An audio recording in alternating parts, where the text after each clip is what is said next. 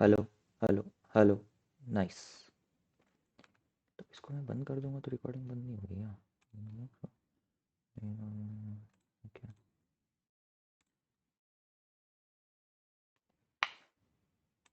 Let's go.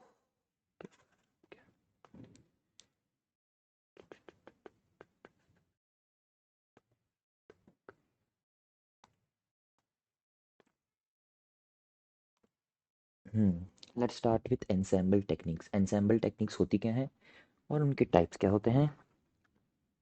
Ensemble, ensemble कैसे बोलते हैं इसको? Ensemble. Okay. Ensemble, ensemble techniques in machine learning. ठीक है। तो इसकी मेजर जो types that I am aware of is voting. Let's make a chart type of. यहाँ पे वोटिंग, वोटिंग के बाद आता है bagging, then there is boosting and then there is stacking. Cool. In voting, um, we don't have any types as such, but in bagging also, I don't think bagging में होता है क्या? नहीं, I think boosting में होता है um, XG boost, gradient boost, and one more is there. In second, let me check what's the name of that. Add a boost, add a boost, add a boost, adaptive boost. Stacking में भी होता है कुछ ना कुछ, लेकिन let's talk about um, voting, bagging, boosting, right? And in boosting, we'll talk about add a boost. So we'll talk about all of these things. Voting में क्या होता है, bagging में क्या होता है, boosting में क्या होता है, and yeah, I could just remember कि bagging का एक सबसे ज़्यादा important जो चीज़ है उसको बोलते हैं random forest. Yes, ठीक है। तो let's begin by voting, voting ensemble. ठीक है। सो ensemble का मतलब होता है, ensemble का मतलब अगर हम अ, लिखें कहीं पे, यहाँ पे लिख लेते हैं इसके नीचे। तो ensemble मीन्स अ ग्रुप। ठीक है। अब हम मशीन लर्निंग पढ़ रहे हैं, तो in that context ensemble will be a group of ML models trying to predict something together। ठीक है। They are trying to predict something together, यानी कि जो प्रिडिक्शन है वो सिर्फ एक मॉडल से नहीं आ रहा है, जो प्रिडिक्शन है वो मल्टीपल मॉडल्स से मिलके आ रहा है। तो that is what we have termed as ensemble techniques. ठीक है। ये हटाता हूँ, हटाना। हाँ, तो ये होता है। अभी ये वर्क कैसे करता है इन केस ऑफ वोटिंग? कहीं ना कहीं जो मैंने बोला कि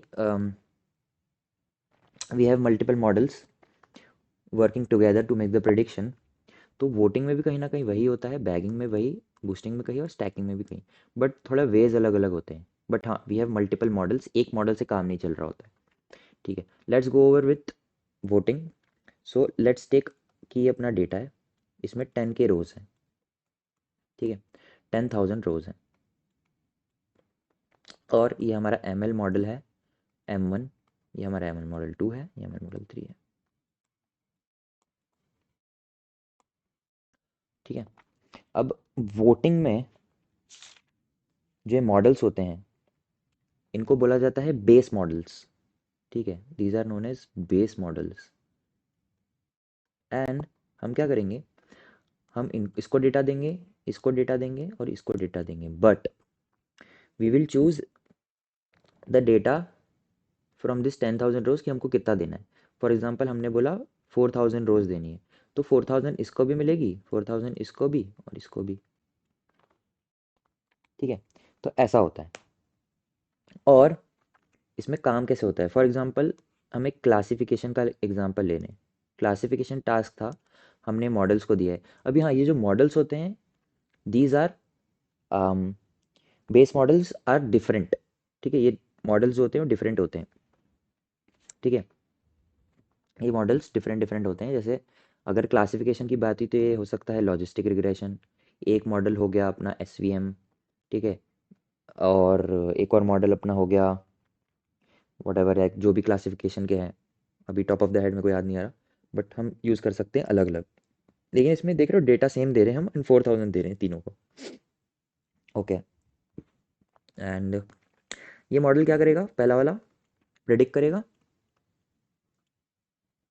तो फॉर एग्जांपल इस वाले मॉडल ने किया 1, इस वाले मॉडल ने किया 0, इस वाले मॉडल ने किया 1। Now how do we know, या फिर how do we interpret this in terms of the final prediction that will be given. क्योंकि फाइनल प्रिडिक्शन तो तीन नहीं हो सकती ना, फाइनल प्रिडिक्शन तो एक ही होनी चाहिए। तो क्या होगी, तो इस केस में होगी 1।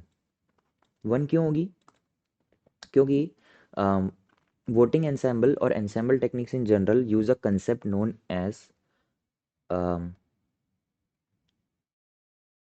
मैक्सिमम, और rather I would say majority count. Majority count, ठीक है। मेजॉरिटी काउंट क्या बोलता है, बहुत सिंपल सा कंसेप्ट है। मेजॉरिटी डेमोक्रेसी जैसे काम करता है, जस्ट लाइक डेमोक्रेसी। डेमोक्रेसी में क्या होता है, जो हम लोग वोट करते हैं और जिस पार्टी को सबसे ज़्यादा वोट जाते हैं वो जीत जाती है। तो इसमें भी ऐसे ही होता है, हम लोग वोट्स करेंगे, सॉरी हम लोग प्रेडिक्ट करेंगे, और जिसके प्रेडिक्शन ज़्यादा हैं उस पर्टिकुलर रो के लिए वो वाला लेबल हमको मिल जाएगा। ठीक है, तो हमारा फाइनल प्रेडिक्शन क्या हो गया, 1। अगर यहाँ पे 0 0 होता 2 बार, तो यहाँ पे आंसर क्या होता, 0। तो ऐसे काम करता है मेजॉरिटी काउंट। अब अगर हम बात करें प्रेडिक्शन अगर होती यहाँ पे रिग्रेशन का केस होता, यानी कि हमारे कंटिन्यूस नंबर है, जैसे 7.8, 8.2 एंड 4.0। ठीक है, तो हमारा जो फाइनल प्रेडिक्शन होता ना वो इन तीनों का एवरेज होता, 7.8 प्लस 8.2 प्लस 4 डिवाइड बाई 3। ठीक है, तो ऐसे होता है, 20/3 होगा आई थिंक, ये जो भी है। तो ये है वोटिंग एंसेंबल की टेक्निक्स, हाउ दिस वर्क्स। और इसका जो साइकिट लर्न में इम्प्लीमेंटेशन है वो है from scikit learn, from scikit learn dot ensemble, एक सेकेंड क्लिक हो रहा है, हाँ, इम्पोर्ट वोटिंग क्लासीफायर। ठीक है, क्लासीफायर अगर हमारा क्लासिफिकेशन का टास्क है, और वोटिंग रिग्रेसर अगर हमारा रिग्रेशन का टास्क है। तो ये दो चीज़ें होती हैं। इसके अलावा जो ट्रेनिंग होती है वो हम ऐसे करते हैं कि हम लोग को एक एस्टिमेटर देना होता है, सॉरी एक एस्टिमेटर्स पैरामीटर देना होता है, जिसको हमको ऐसे देना होता है, नेम कॉमा मॉडल। ठीक है, तो नेम होगा स्ट्रिंग और मॉडल होगा मॉडल। जैसे यहाँ पे आप एसवीएम दे रहे हो या जो भी दे रहे हो वो भी आपको इंपोर्ट करके जैसे अपन नॉर्मली करते हैं। और हमको अगर फिर अपना वोटिंग क्लासीफायर का जो ऑब्जेक्ट होगा वो ऐसा होगा, वोटिंग क्लासीफायर। ठीक है, और एस्टिमेटर्स जो है हमारे is equal to estimators is this case. अगर हमने हमारे क्या बोलते हैं, ये जो पेयर है इसका नाम एस्टिमेटर्स रखा है, तो लाइक वेरिएबल का।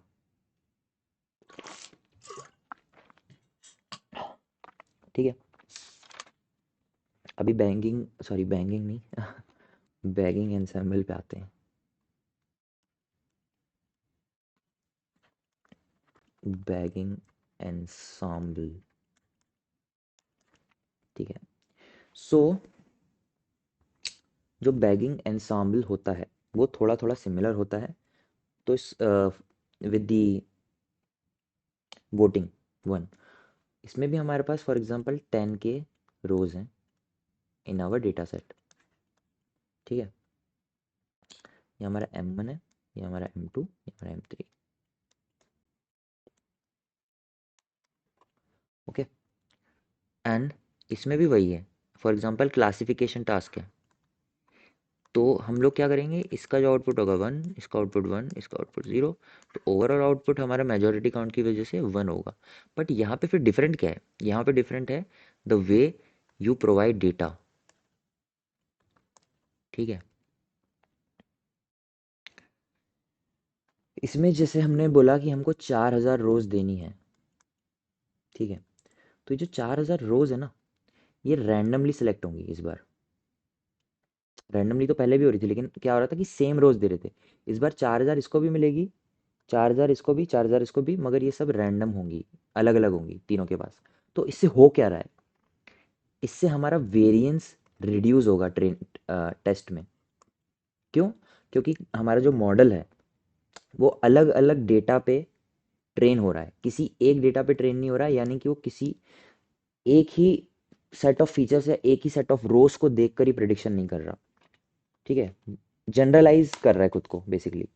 तो अलग अलग डेटा पे अच्छी प्रिडिक्शंस करेगा।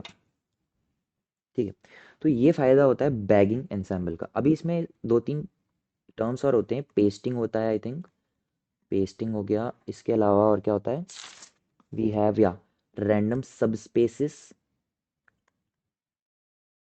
And we also have the random patches. Pasting में क्या होता है, इसमें पहले मैं एक टर्म डिस्कस कर लेता हूँ बैगिंग के ऊपर ही, बहुत प्यारा टर्म है। बैगिंग का टर्म है bootstrap, and we also have a term known as aggregation.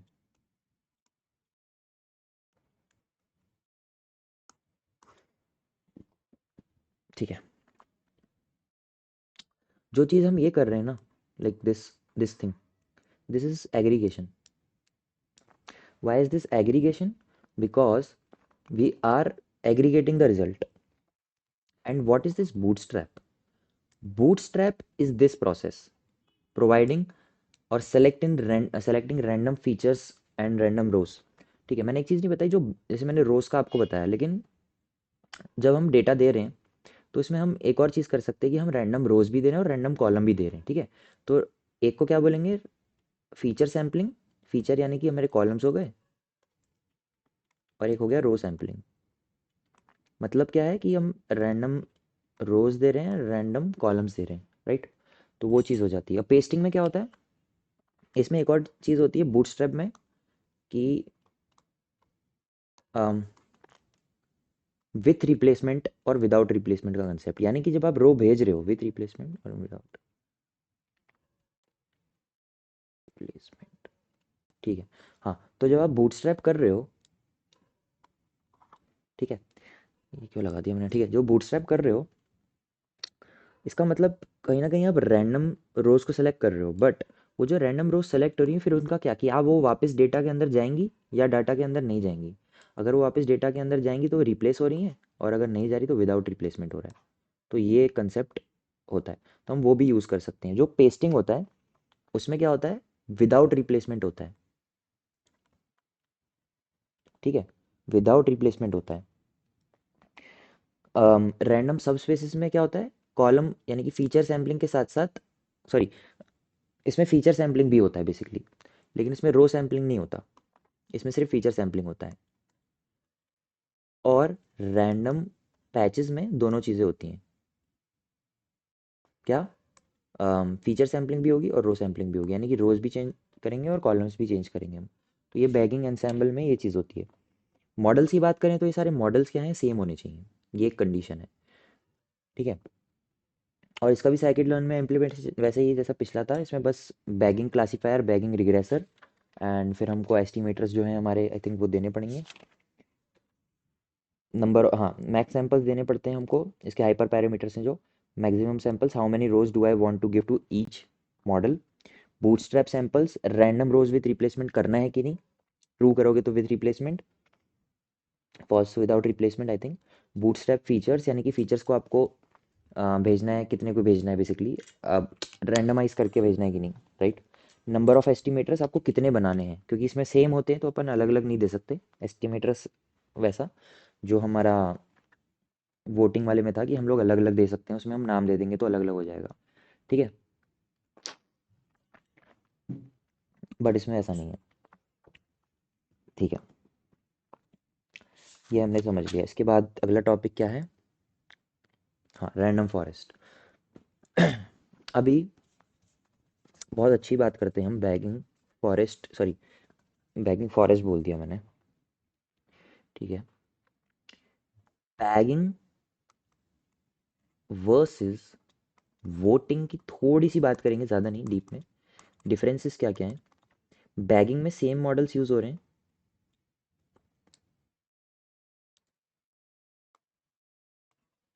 Same model, इसमें डिफरेंट मॉडल। ठीक है, same model versus different model. And इसके बाद जो बैगिंग होती है, इसमें हमारे पास एक चीज़ होती है जिसको हम बोलते हैं feature sampling, row sampling. F and R लिख दे रहा हूँ, feature sampling and row sampling. इसमें ऐसा कुछ नहीं है, इसमें सेम भेजते हैं हम डेटा। तो हमारा जो मॉडल है वो लेस जनरलाइज्ड बनेगा। इसमें क्या है, वेरिएंस भी लो होगा हमारे टेस्ट का, क्योंकि इट्स मोर जनरलाइज्ड। अलग अलग डेटा वो देख रहा है, अलग अलग डेटा के हिसाब से ट्रेनिंग कर रहा है, और किसी एक डेटा पे बहुत ज़्यादा डिपेंडेंट नहीं हो रहा है।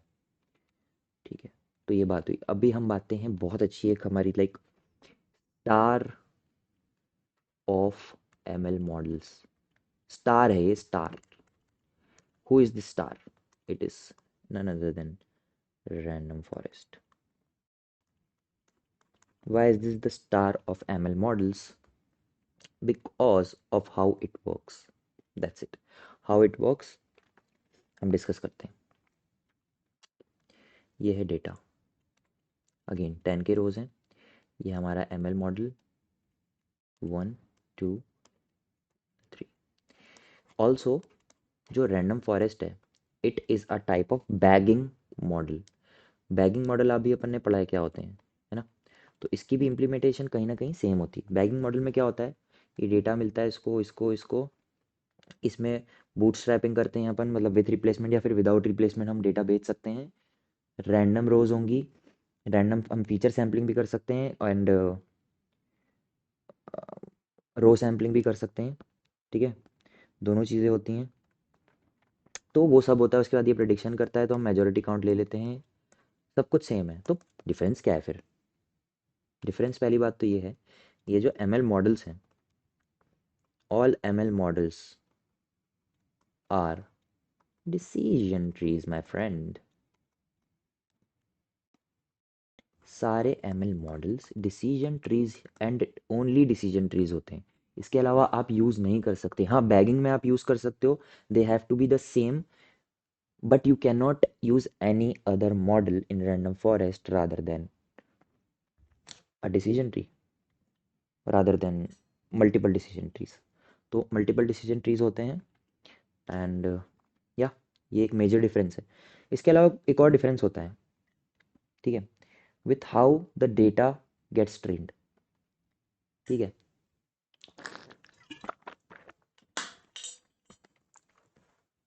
उसकी बात करते हैं। एक बार देख लेता हूँ क्या क्या टॉपिक्स हैं। ठीक है, अभी एक बहुत इंपॉर्टेंट टॉपिक की बात करते हैं। So I just told you कि जितने भी ये मॉडल्स हैं, these are sorry these are decision trees, right? अभी एक इम्पॉर्टेंट चीज़ है बहुत ज़्यादा, ये सीधी हो जाए, हाँ बस, बहुत ज़्यादा इम्पॉर्टेंट चीज़ है। अगर आपने डिसीजन ट्रीज पढ़ा है तो आपको ये पता होगा, decision trees tend to overfit. Why this happens, why? ठीक, सी, ठीक बोल रहा हूँ, सी। जब डिसीजन ट्री ट्रेन होता है ना, ये ट्राई करता है कि ये पूरा का पूरा ट्रेनिंग डेटा को मेमोराइज कर ले बाय हार्ट। मेमोराइज यानी कि हर एक, ट्राई करता है हर एक ट्रेनिंग डेटा को ढंग से समझने का ट्राई करे, और इतना ज़्यादा उसको ओवर ट्रेन कर लेता है खुद को कि it tends to overfit. Training पे बहुत अच्छा वर्क करेगा, बट टेस्ट पे बहुत गंदा वर्क करता है। इसका मतलब it has a low bias and a very high, extremely high variance. यानी कि अनसीन दूसरे डेटा पे बहुत गंदा काम करेगा, गंदा एक्यूरेसी देगा। लो बायस ट्रेनिंग पे बहुत प्यारा एक्यूरेसी देगा, right? That is what decision tree does. अब आप देख रहे हो यहाँ पे डिसीजन ट्री यूज हो रहा है हर एक मॉडल। तो ये जो रैंडम फॉरेस्ट है, कहीं ना कहीं इसका भी बिहेवियर सिमिलर होना चाहिए, क्योंकि we are using multiple decision trees, यानी कि इसका लो बायस होना चाहिए। हाँ भाई, ट्रेनिंग डेटा पे अच्छा काम करेगा, एंड हाई वेरिएंस,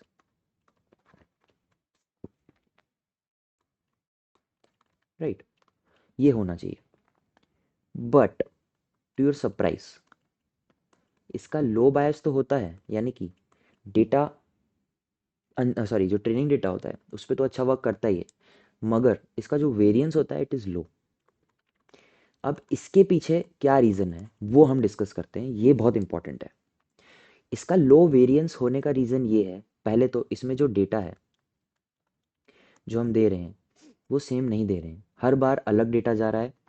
हर बार जो मॉडल है it is learning from a new set of data which belongs to the same overall set of rows, मगर जितनी रोज आ रही हैं वो हर बार अलग अलग कॉम्बिनेशंस की आ रही हैं।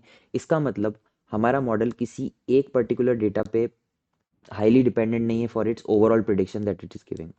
ठीक है, it is learning from multiple data rather than one. तो इसकी वजह से किसी एक डेटा के जो पैरामीटर्स हैं उनको ज़्यादा प्रेफरेंस नहीं देता है ओवर दी अदर, सबको सिमिलर प्रेफरेंस देता है। और बायस मतलब वैसा वाला बायस नहीं, दूसरा वाला बायस, कि भेदभाव नहीं करता है बायस वैसा डेटा के बीच में, कि इसको ज़्यादा वेटेज देगा उसको नहीं देगा, सबको बराबर दे के फिर उसके बाद ट्रेनिंग के बाद अच्छे से मतलब चेंज करता है वेट्स।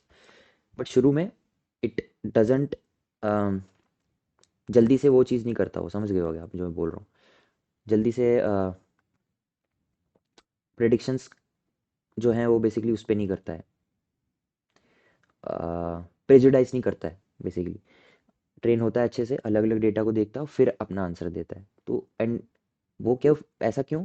बिकॉज पहले तो अलग अलग मॉडल्स यूज़ हो रहे हैं, 3 मॉडल्स हैं इसमें, जैसे ऐसे मल्टीपल डिसीजन ट्रीज यूज़ हो रहे हैं। और दूसरा कि जो फीचर सैम्पलिंग, रो सैम्पलिंग हो रही है अपनी, उसकी वजह से। तो ये एक बहुत बड़ा इंपॉर्टेंट रीज़न है जिसकी वजह से रैंडम फॉरेस्ट यूज़ किया जाता है, हैवीली यूज़ किया जाता है। और ये अच्छे जो रिजल्ट देता है इन आवर टेस्ट डेटा, वो इसी वजह से दे पाता है। ठीक है, तो ये बात हुई। आ, इसके बाद हमको क्या डिस्कस करना है? बैगिंग वर्सेस रैंडम फॉरेस्ट, हाँ। एक और इम्पॉर्टेंट चीज़ है, अभी आप अगर थोड़ा सा दिमाग लगाओ, मैं अगर बात किया बैगिंग की, तो बैगिंग में अगर हम ये करें ML1, ML2, ML3, और ये हमने ले लिया डेटा 10 के रोज़, इसको दिया, इसको दिया, इसको दिया, 4K, 4K एंड 4K, हमने तीनों को 4,000 रोज़ दी। और मैं इसको भी रैंडम फॉरेस्ट लिख देता हूँ, ठीक है, स्लैश रैंडम फॉरेस्ट की। वर्किंग तो सिमिलर है ना, बस मॉडल्स का डिफरेंस होता है।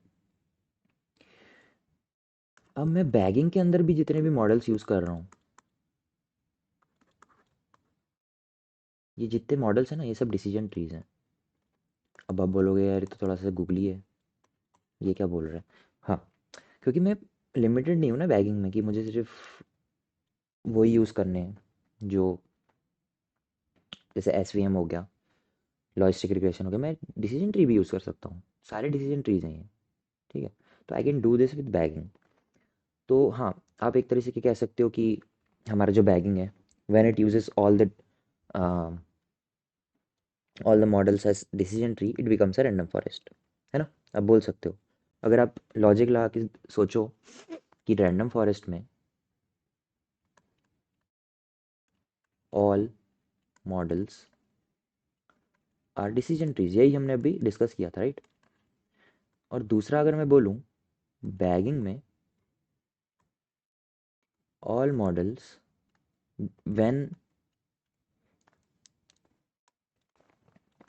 I use all models as decision tree, it is a random forest, तो ये गलत नहीं है ना, ये तो सही है ना? बट ये गलत है। ये एक बहुत इंपॉर्टेंट क्वेश्चन है, आपके दिमाग में भी आना चाहिए। ये क्यों गलत है? Why is this wrong? तो हम उसको डिस्कस करते हैं, राइट? पहले मैं जानबूझ के लिख रहा था ताकि आप इन्वॉल्व हो उस चीज़ में, आप बोलो हाँ ये तो सही है। लेकिन फिर जैसे ही आपको पता चले ओ ये क्या बोल दिया, तो शॉक टाइप लगेगा, फिर आपको हिट होगा अभी कि ऐसा क्यों है, और अच्छे से समझ आएगा। सो आते हैं बैगिंग की ट्रेनिंग पे। When we have all the models as decision tree. तो जब बैगिंग में ट्रेनिंग होती है ना, जब बैगिंग में ट्रेनिंग होती है with the help of decision trees, तो क्या हो रहा होता है? डिसीजन ट्री क्या करता है? डेटा को ऐसे कट्स लगाने की कोशिश करता है, मतलब बांटने का ट्राई करता है, या फिर ऐसे आप बोल लो, ऐसे ऐसे बनाता है ना वो। वी हैव इंफॉर्मेशन गेन किया, इंफॉर्मेशन गेन हर बार जिसमें बढ़ रहा है वो वाला अपन नोड ऊपर रखेंगे। एंड उसके बाद जो स्प्लिट्स होंगे हमारे on the basis of all of the entropy और गिनी इम्प्योरिटी, बेसिकली वो सारा कंसेप्ट यूज़ करके we have that, right? Now जब डिसीजन ट्री ये कर रहा है, ठीक है, इट इज स्प्लिटिंग। तो हम ये हमने number of columns for example बोले कि 2 यूज़ करना। यानी कि वो जो हम बात की थी ना कि बैगिंग में हम बता सकते हैं कि फीचर सैम्पलिंग कितने रोज़ की होगी, सॉरी फीचर सैम्पलिंग कितने कॉलम्स की करनी है, जैसे मेरे को 5 में से 3 कॉलम्स की ही करनी है, तो it will randomly choose 3 columns, right? हर बार वो 5 कॉलम यूज़ नहीं करेगा, 3 ही कॉलम यूज़ करेगा, जस्ट एज रो सैम्पलिंग। तो इसमें क्या होगा, जैसे मैंने बोला कि 5 कॉलम्स हैं, उसमें से 2 यूज़ करना। फॉर एग्जांपल 1 2 3 4 5, वैसे तो शायद 0 से चालू होगी क्योंकि इंडेक्सिंग की वजह से, बट 1 2 3 4 5 ले लो। तो मैंने बोला 2 कॉलम यूज़ करना, तो फॉर एग्जांपल इसने यहाँ पे 2 यूज़ किया, यहाँ पे 2 3 यूज़ किया, यहाँ पे 3 4 यूज़ किया। तो ये देख रहे हो आप, ये सॉरी ये मैंने गलत बोल दिया।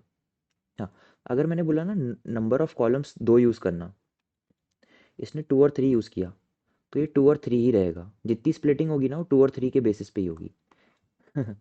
ये चीज़ होती है। और रैंडम फॉरेस्ट में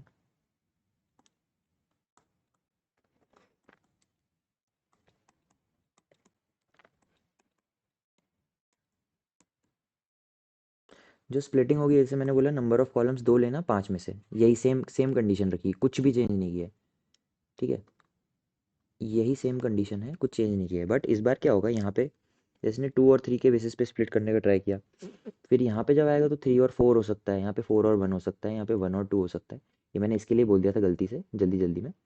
बट ये इसके लिए रैंडम फॉरेस्ट के लिए होता है। यानी कि इसमें जो स्प्लिटिंग होती है वो होती है वो होती है ट्री लेवल पे, पूरे ट्री के लिए कॉलम डिसाइड हो रहा है। इसमें नोड लेवल पे होती है, हर एक नोड पे फीचर डिसाइड हो रहा है।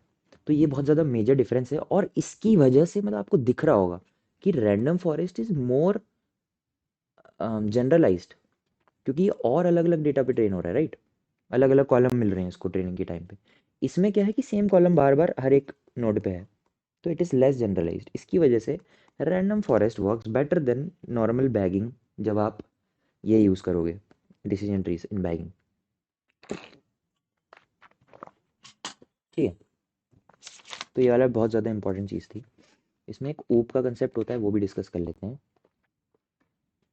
इसके जो हाइपर पैरामीटर्स हैं, number of estimators, max features आपको कितने यूज़ करने हैं, बूटस्ट्रैप करना है कि नहीं विद रिप्लेसमेंट और विदाउट रिप्लेसमेंट, जो रोज़ की बात होती है, और मैक्स सैम्पल्स भी होता है, how many rows you want to give, ठीक है? ऊप स्कोर क्या होता है? ऊप स्कोर, कितने डरावने नेम लगते हैं ये। देख मैं जब पढ़ रहा था ये फर्स्ट टाइम, अभी तो मैं शायद थर्ड टाइम पढ़ रहा हूँ, और ये वीडियो मैं तभी खुद के लिए बना रहा हूँ, वैसे मुझे पता है लोग तो देखेंगे नहीं। बट मुझे ऐसा लगता है कि अगर मैं एक बार ये खुद पढ़ा दूँ तो मेरा कंसेप्ट और क्लियर हो जाता है, इसलिए मैं बनाता हूँ। तो ऊप स्कोर में क्या होता है, it is basically out of bag score. तो पहली बार जब मैं पढ़ रहा था तो मुझे लग रहा था कि भाई ओ माय गॉड क्या वर्ड है ये, क्या होगा मेरा, अब तो मेरी दुनिया ख़त्म हो गई। बट इसका मतलब बहुत ज़्यादा बेसिक होता है, और जनरली जितनी एमएल की चीज़ें हैं ना, और डीप लर्निंग भी बोलूँगा, जैसे मैं भी डीप लर्निंग पढ़ रहा हूँ, तो फैंसी नेम्स हैं, नेम्स बहुत फैंसी हैं, लेकिन जो कंसेप्ट्स हैं ना वो कहीं ना कहीं बेसिक्स हैं। अगर मतलब थोड़ा बहुत भी किसी बंदे में दिमाग है तो वो सीख सकता है ये चीज़ें। ऐसा नहीं है कि बहुत ज़्यादा कुछ रॉकेट साइंस टाइप है।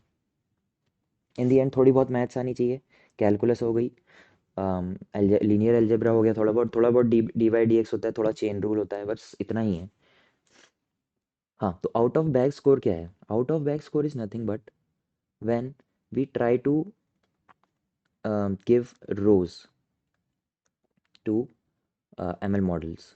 ठीक है, तो होता क्या है, ये प्रूवन है लाइक स्टडी वाइज में कि 37% जो रोज होती हैं वो कभी जा ही नहीं पाती हैं फॉर ट्रेनिंग। क्यों? क्योंकि यार ऑलरेडी अपन ने अगर 10,000 में से 4,000 यूज़ करने का बोला है तो उसमें से तो वो रैंडम यूज़ हो गई, एंड बाकी जो अलग अलग कॉम्बिनेशन से सब कुछ होके भी 3700 के आसपास या 3,000 के आसपास जो भी है रफली बच जाती है, that never make out to being trained. उन पे ट्रेनिंग होती ही नहीं है, यानी कि ये वाला डेटा मॉडल ने देखा ही नहीं है। तो हम क्या करते हैं, हम लोगों ने, डेटा साइंटिस्ट लोगों ने दिमाग लगा के ये चीज़ करी कि वाई नॉट यूज़ दिस ऊब, यानी कि आउट ऑफ बैग रोज या फिर आउट ऑफ बैग सैंपल्स बोलूँगा मैं। ये जो आउट ऑफ बैग सैंपल्स हैं, why not use this to test also. ठीक है, तो क्या करते हैं ये लोग, before the actual test data, जो एक्चुअल टेस्ट डेटा है वो तो अलग ही है, ट्रेनिंग में से भी टेस्टिंग हो जा रही है। कैसे? ट्रेनिंग का ही डेटा जो कि मॉडल ने नहीं देखा है अभी तक, it is unseen to the model, we will send those rows and we'll see what accuracy the model is giving, या फिर how much error the model is making on it। ठीक है, so that is what OOP score is। ठीक है, तो वो चीज़ होती है कि how the model is performing, that's it।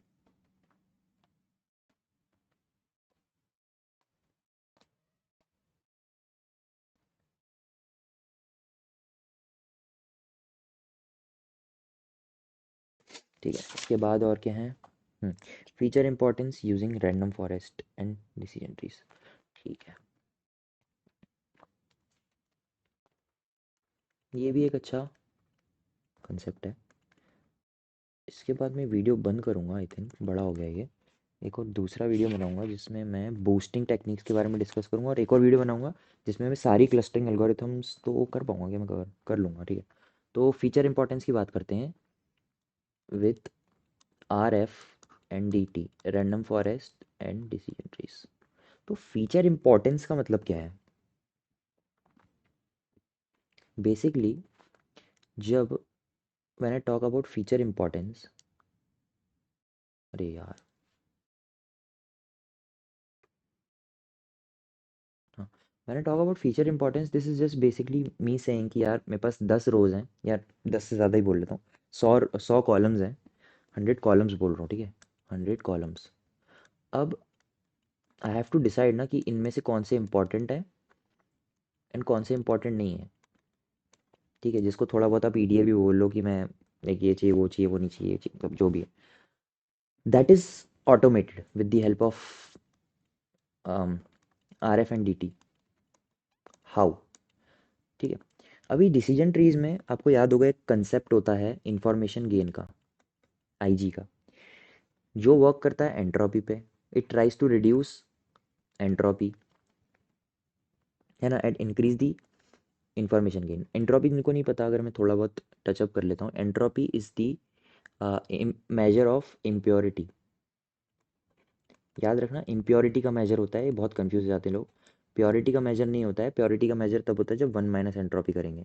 तो एंट्रोपी अगर बड़ी है तो मतलब आपकी इम्प्योर इम्प्योर है वो चीज़, और एंट्रोपी कम है तो वो प्योर है। And we want those splits which are pure, क्योंकि इनमें जैसे 10,0 ये प्योर होगा, 5,5 ये इम्प्योर होगा। क्यों? क्योंकि इसमें जो स्प्लिट करना है इजी पड़ेगा मॉडल को रादर देन दिस, इसमें वो कंफ्यूज होगा। ठीक है, तो हम वही कंसेप्ट का यूज़ करके क्या करते हैं, जिनका आईजी सबसे हाई होता है उनको टॉप पे रखेंगे, आईजी लो होगा फिर स्प्लिट करते जाएंगे, इसका और लो होगा, इसका और लो होगा, तो ऐसे करके हम नोट्स का आईजी डिसाइड कर करके स्प्लिट्स करते हैं, और वैसे ही हम फीचर्स को ऊपर रखते हैं जिनका आईजी हाई होता है। तो ये कहीं ना कहीं उसी चीज़ को यूज़ करता है, गिनी इम्प्योरिटी को। जैसे इसका फॉर्मूला होता है number of samples in the note divide by total number of samples, थोड़ा बड़ा फॉर्मूला है, bracket open, Guinea of the current node minus summation of number of samples of child node divided by total number of node multiplied by Guinea of child node। ठीक है, तो ये मैंने पढ़ा है, मेरे पे लिखा हुआ है ये, तो मैंने वहाँ से रीड किया। तो ये होता है, लेकिन अगर आपको पता लगाना है फीचर इंपॉर्टेंस की कौन कितना इंपॉर्टेंट है, तो आपको एक नंबर मिलेगा, जो ज़्यादा इंपॉर्टेंट है उसका नंबर ये हाई होगा, जिसका नंबर कम है वो ऑफकोर्स कम होगा आपके लिए। तो आप इसको बोल सकते हो RF फीचर अंडरस्कोर इम्पोर्टेंस सिस अंडरस्कोर। RF क्या है, ये हमारा मॉडल रहेगा जो हमने ऑलरेडी फिट किया हुआ है, तो ये हमको बता देगा, इससे हमको फीचर इंपॉर्टेंस पता चल जाएगा कॉलम का किसका कितना है, it is a number associated with it. तो वैसा, ठीक है। इट इंक्रीजेज आवर इंटरप्रेटेबिलिटी, हम पता चल जाता है ना हमको कि कौन सा ज़्यादा अच्छा है कौन सा ज़्यादा बेकार है अपन को, बेसिकली कॉलम। ठीक है, इसके बाद हम, मैं इसको बंद करता हूँ, बूस्टिंग टेक्निक्स डिस्कस करते हैं। Boosting, nice. 40 मिनट्स का हो गया होगा ये वीडियो शायद।